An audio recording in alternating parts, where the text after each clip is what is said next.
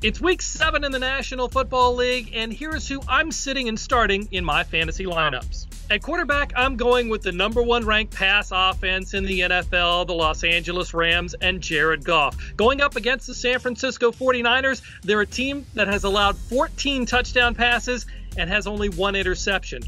At running back, I'm going with Carrion Johnson of the Detroit Lions. The Lions coming off a bye week, and they face the Miami Dolphins, who've yielded the 5th most fantasy points to running backs. At wide receiver, a big game last week for Michael Crabtree. I expect another one this week against the New Orleans Saints, who allow the most fantasy points to wide receivers.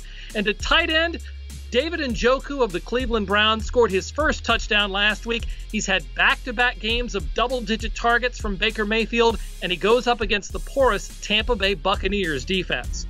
I'm sitting Deshaun Watson of the Houston Texans. Yes, he's a double threat, but his offensive line just can't protect him, and going up against the Jacksonville Jaguars, they're a defense that will bottle him up.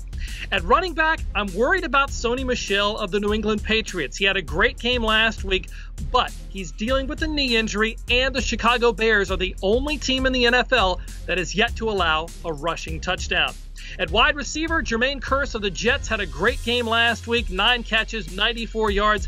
I don't expect him to do that exact same thing or anywhere close against the Minnesota Vikings and cornerback Xavier Rhodes. And at tight end, Austin Hooper of the Atlanta Falcons has had 2 good games in a row, but the Falcons have plenty of options this week. I expect Hooper will fade into the background this week.